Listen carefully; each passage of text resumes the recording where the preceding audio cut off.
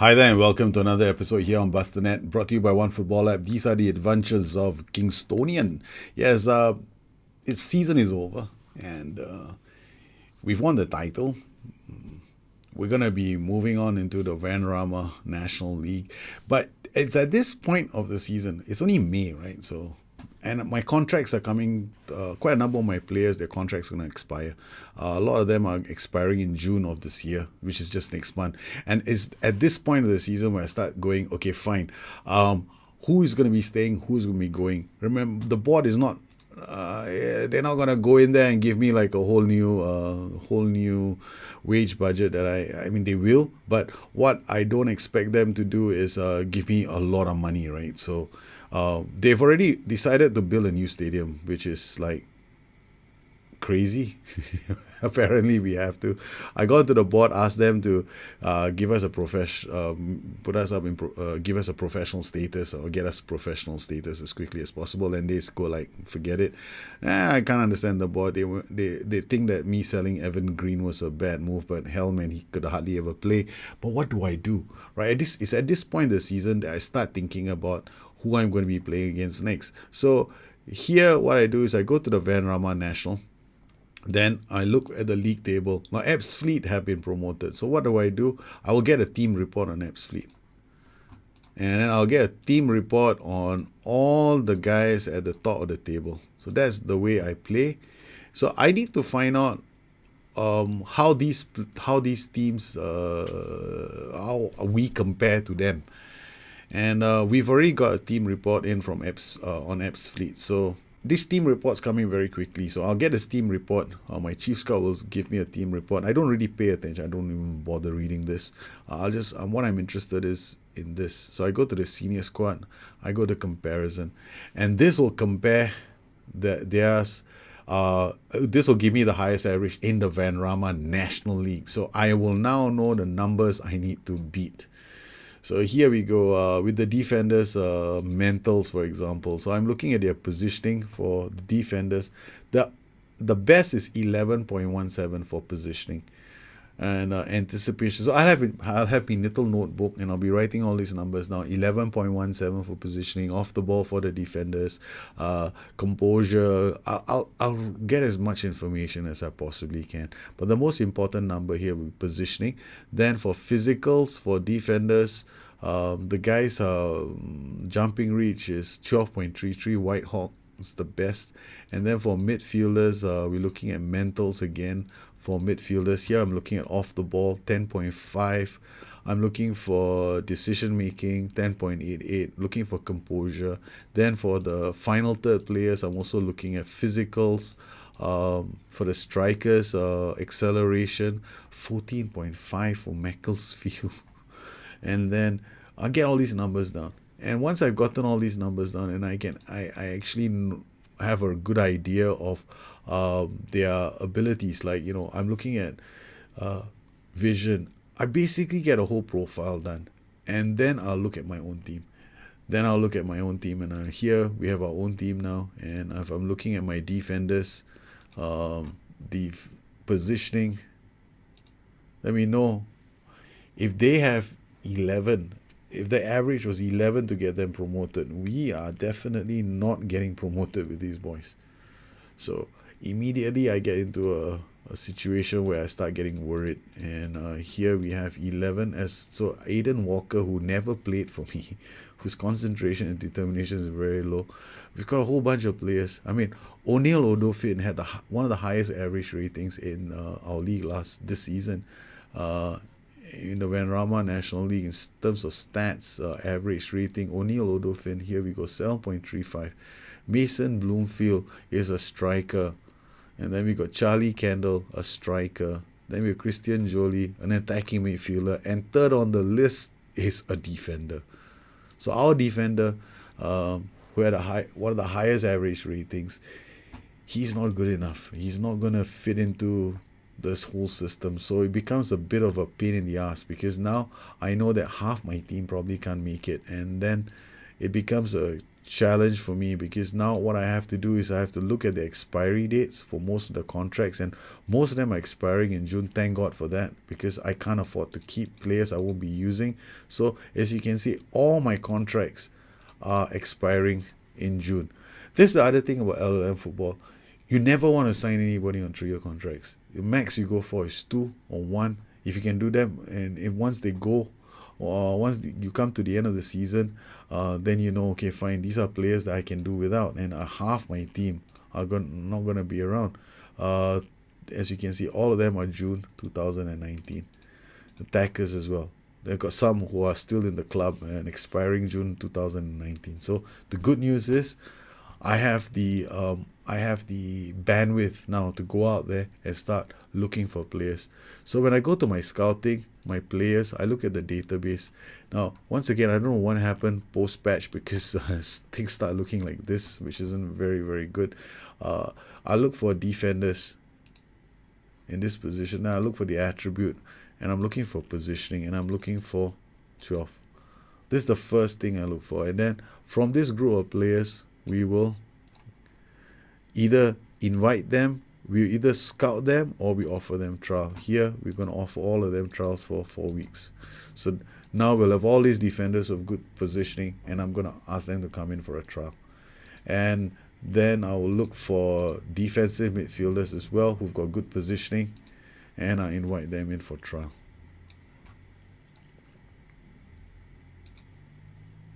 For 4 weeks. So we'll suddenly have a whole group of players coming in for trial at the end of the season.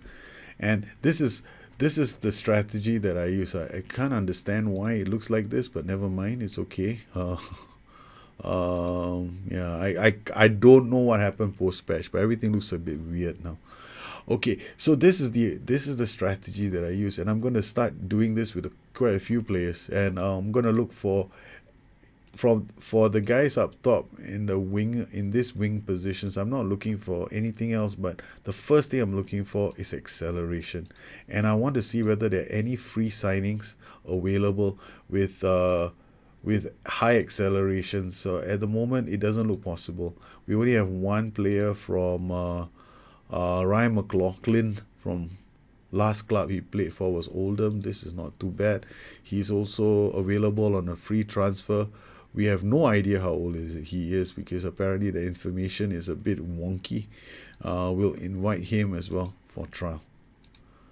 So the idea here is for us to look for players who can fit a certain mold. And then here we have acceleration of 12. Again, we do the same thing, and we invite them for trial. I'm basically I'm just looking at two attributes. I know that I want to play a system. I've already got some defensive midfielders, and I know we need defenders as well. So we are looking for players who have either positioning as great central defenders, or they have acceleration for the wider players. What about the guys who are playing on the flanks like wing backs? Here, I'm going to be looking at two attributes. Be looking at positioning as well as acceleration. And we have one player here. His name is Darrell Burry. Again, same principle. And in this particular case, I'm trying to invite him for apparently they want me to sign him straight away, but I don't think we can. Contract transfer, no, he's definitely, I'm just gonna track him a bit more, and we're gonna scout him, and we get a scout report on Darrell Berry. That's about it. So the whole goal here is now for you to go out there and build your database, and I've got a few weeks to do this in. Meanwhile, what do I do with my existing players? I don't give them new contracts. They'll probably hang around the club for a while yet, and after that we will decide whether or not which of these players actually forms the core of my team for next season. All right, so we've done this. We've as you can tell, preseason is a long affair. I've changed my shirt, had a bath, and now it's time for us to talk about the players that have left the club. Damani Diaries, top scorer for us, 27 goals off the Hartlepool. They just came in because it was part-time contract, so they just took him. I managed to sign a couple of players here, notably new keeper Sam Besant. Yeah, the name Besant. I memories Dave Besant. So Sam Besant, I don't know if you're related, but if that surname has anything to do with it, you can join the club. And we got a couple of strikers: Tom Meacham, Bradley Goldberg, Eli Phillips. Now this is the interesting about when you go through a season, and when you come to the end of the season, you do not want to sign all your players straight away. So you want to go out there, find all the other players that you think you want to bring to the club, right? So you bring them in, you put them on trial. You wait until the last possible moment. Like if you're desperate, if you're afraid of losing them, then you sign them.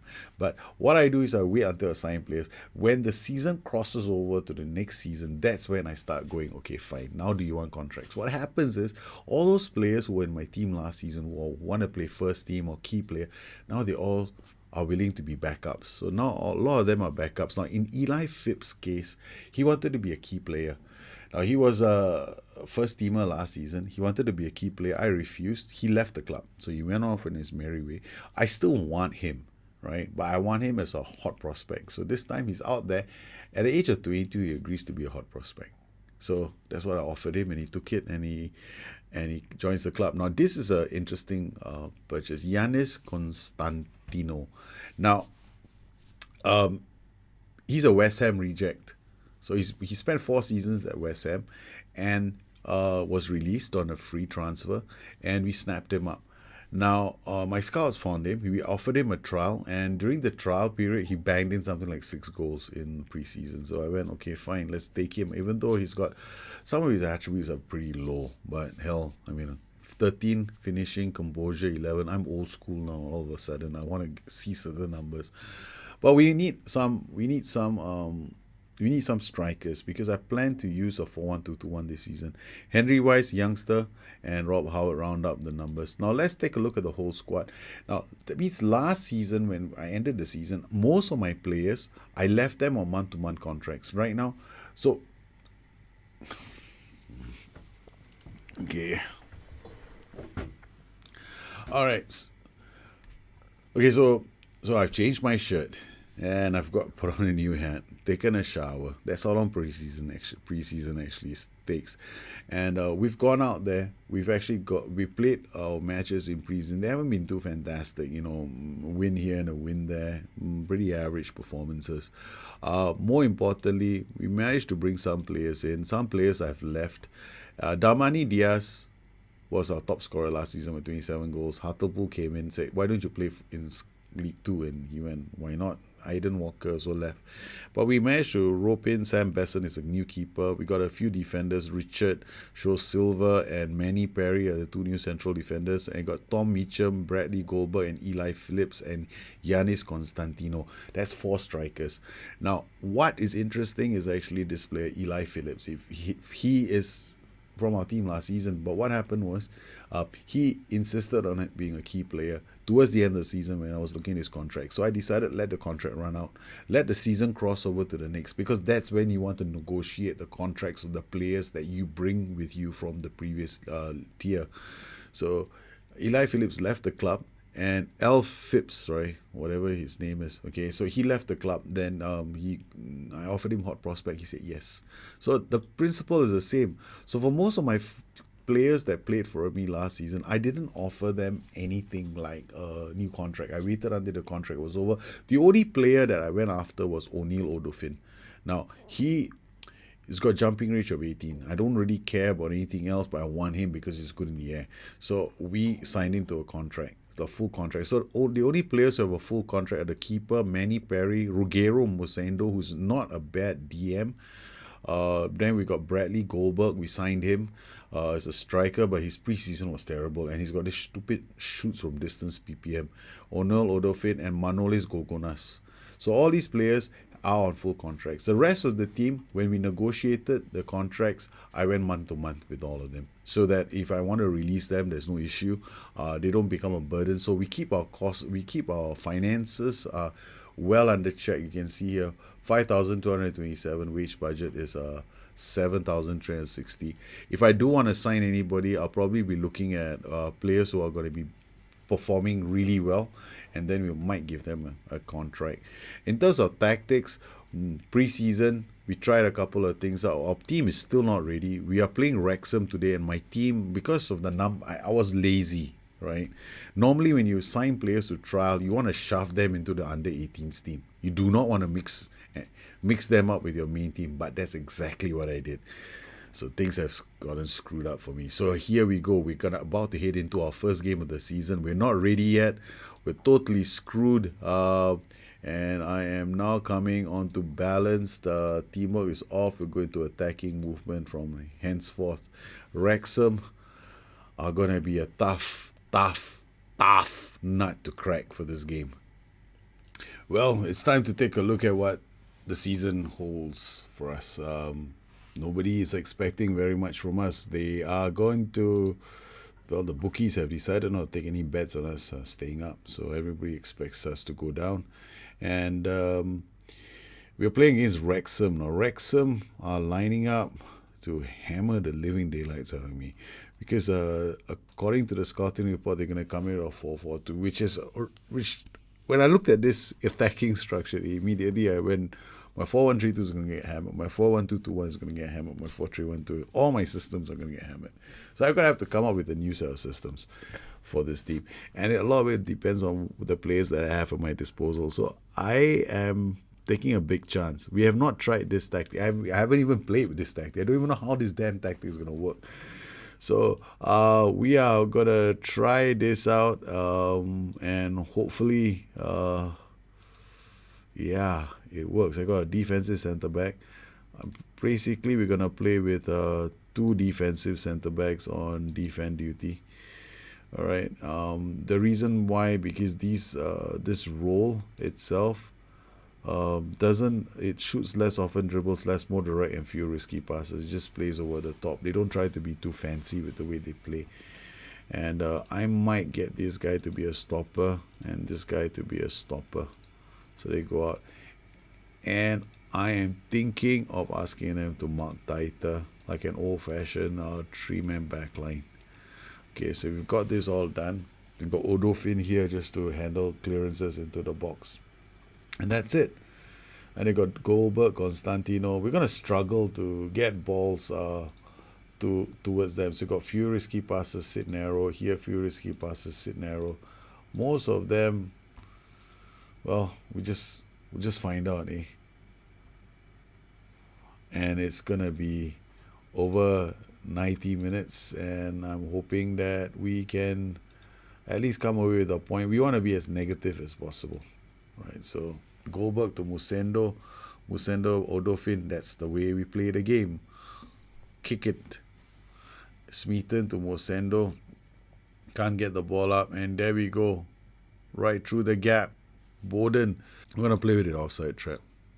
So far, so good. My whole idea here is no highlights is good highlights. That's how I play lower league football. We just want to survive. Woolston. Over the top it goes. Clear. Goldberg rather. Oh, I'm thinking of Casper Dolberg right now. Andre comes away. Dyson. They push him back. So it goes all the way to Caprice. Andre with the ball. Bowden now plays it wide to Kelly. Kelly inside the box. Perry. They clear. 1-2. Kelly again looks for options to cross Smeaton. Andre now crosses it. And Kelly. Ooh, that was close. Okay, talk to team. Keep it up. It's a defensive exercise, boys. Kelly to Dyson. Dyson to Deakin. Deakin. Oh, he gets past the defenders. And it's not a penalty. Thank you. So was I. I was like, I thought there was a penalty. And it's cleared off the line. Oh my God, not cleared off the line. It just goes wide. All right. We are really surviving here. Okay, so his strength. Now I'm going to bring on somebody else. Eli Phipps or Bradley Goldberg. There we go. Constantino's debut game. Can't really expect very much. Smith, second yellow card. That's the way you do it, boys. You make it miserably difficult for them. But still, Wrexham can pull something out of the hat. Set piece. And Dyson, it's a goal. Okay. All right. Gogonas, you're going attacking right now. Maddox, you're going to become a ball-winning midfielder on support. You are going to become an advanced playmaker on attack. Confirm. Let's go, boys. We can only hope. Scott from a bloody corner. Gogonas gets to it. Gogonas has a chance. There's still time. Boys, there's still time. Gogonas to Musendo. Musendo to Constantine. Oh, man. Come on, Besson. What does he do? Okay. To Smeaton. Smeaton back to Odofin. Odofin can't make the pass that was needed. Wrexham have won the game. Well, I'm a bit disappointed we lost the opening game of the season. Yeah, you always want to have a fairy tale start, but sometimes these fairy tale starts don't work out the way you hope. And well, we've lost. We lost to King Wrexham. I didn't expect us to win. But we didn't play. There are some positives from this match. We just have to take this into the next game and try something different. Well, I hope you enjoyed this edition of the Kingstonian Diaries. We didn't win. Sometimes we don't. If you have any questions, you can always find me on Twitter at Bustthenet or addicted2fm.com, my website. Once again, I'd like to thank all my patrons for the continued support of this channel. You make these kind of shows possible for the rest of the community. You guys take care, have a good one, and I'll see you again soon. Bye-bye.